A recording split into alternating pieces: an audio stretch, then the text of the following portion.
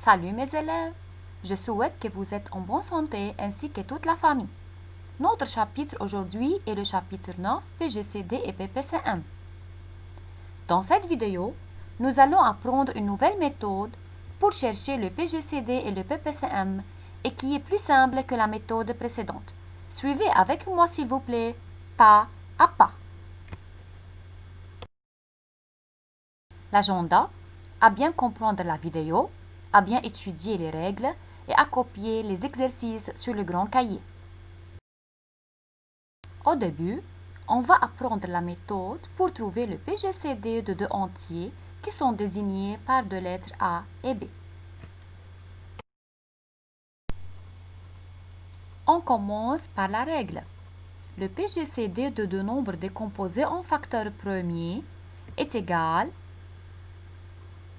au produit de tous les facteurs communs à ces deux nombres. Remarque, chacun d'eux n'est pris qu'une seule fois, son exposant le plus petit.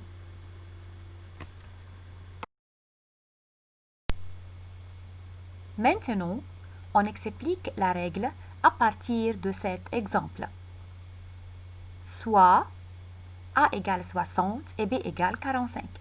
Pour chercher le PGCD de 60 et 45, on fait premièrement la décomposition en produit de facteurs premiers qu'on a pris dans le chapitre précédent de 60 et 45. Je commence par 60. 60 est un nombre pair. 60 est divisible par 2. Alors, je choisis 2 qui est le plus petit nombre premier.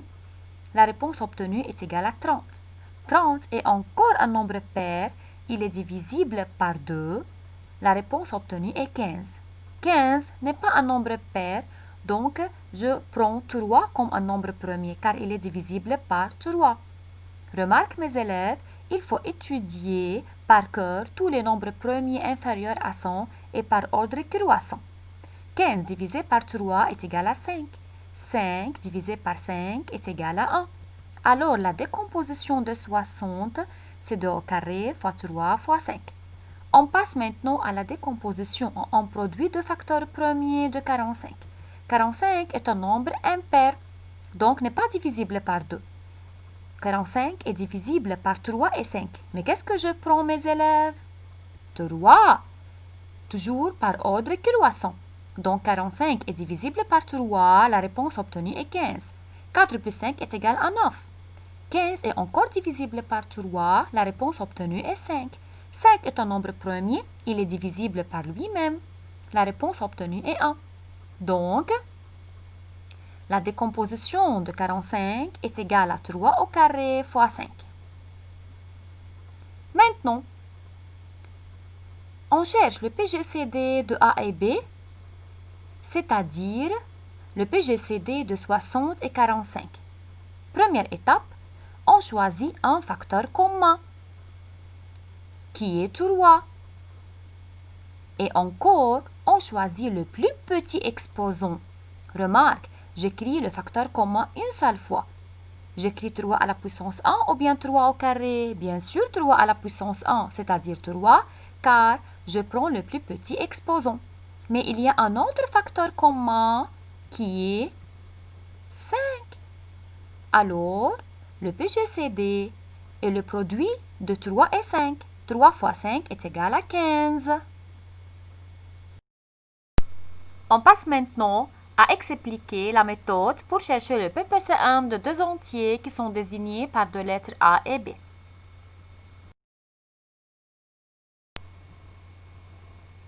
On commence par la règle.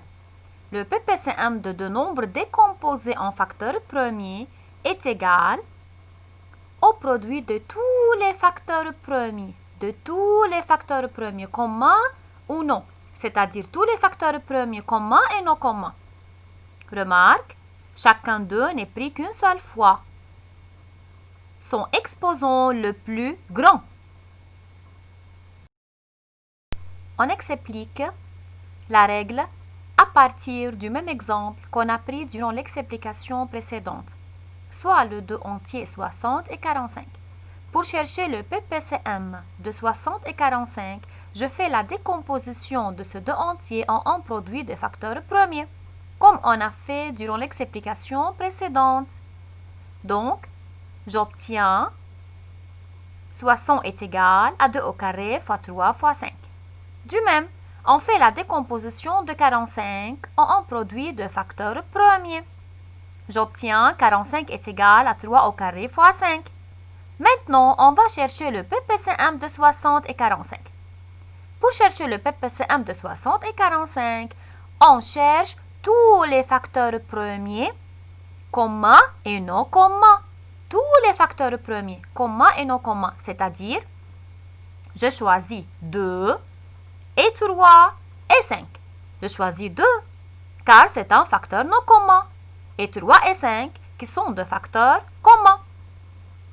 Maintenant, le PPCM de A et B, c'est 2 au carré fois, on choisit maintenant le plus grand exposant. Il y a 3 à la puissance 1 et 3 au carré, je choisis 3 au carré, fois 5, car on a le même exposant. Remarque mes élèves, il faut écrire le nombre une seule fois. Je n'écris pas 3 à la puissance 1 et 3 au carré. Non, je choisis seulement 3 au carré. J'obtiens 2 au carré est égal à 4. 3 au carré est égal à 9. Alors 4 fois 9 fois 5 est égal à 180. Et c'est le PPCM de A et B. Maintenant, pour bien comprendre le PGCD et le PPCM, mes élèves, on fait l'application suivante. Soit A égale 600 et B égale 180.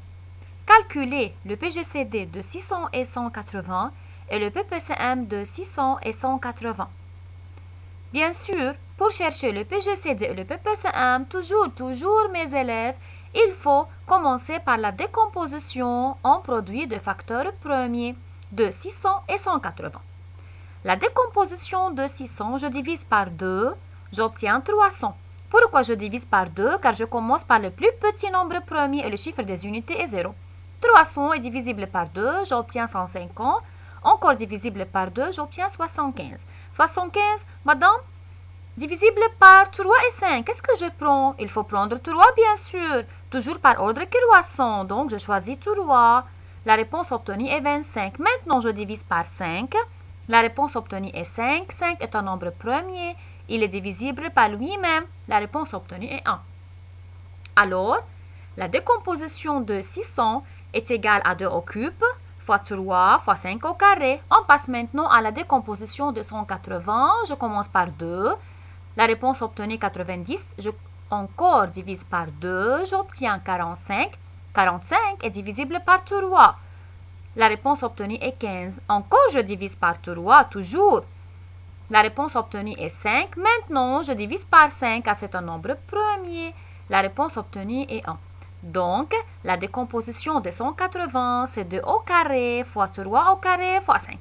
Maintenant, pour chercher le PGCD de 600 et 180, il faut chercher, mes élèves, les facteurs premiers communs, qui sont 2, 3 et 5.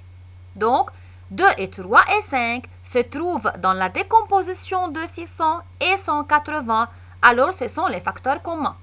Maintenant, dans le PGCD, il faut choisir le plus petit exposant. 2 au carré et 2 au cube. Alors, je choisis 2 au carré. 3 et 3 au carré, je choisis 3. 5 et 5 ou 5 au carré, je choisis 5. Donc, le PGCD est égal à 60.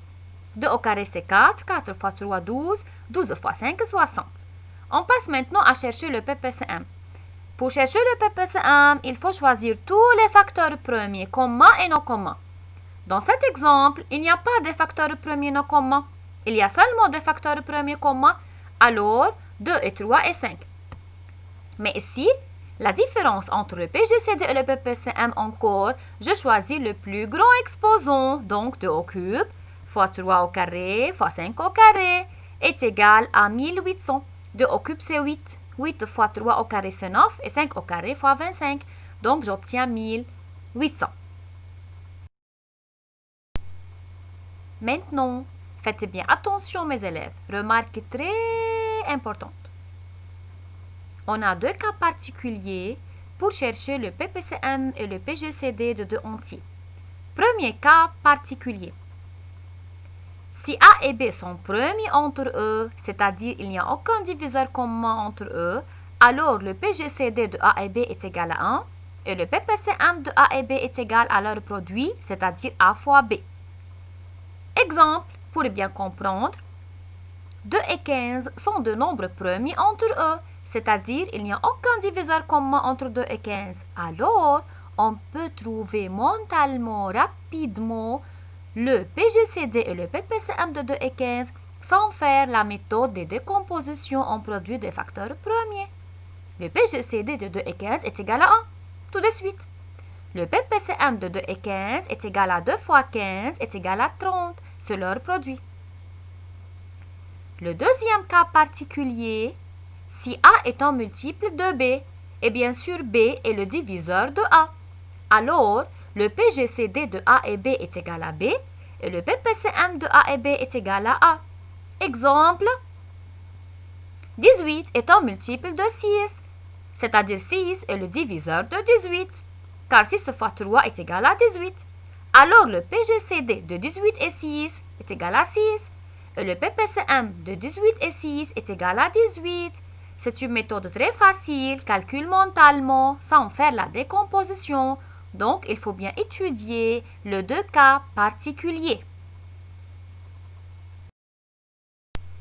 Merci de tout mon cœur, mes braves élèves.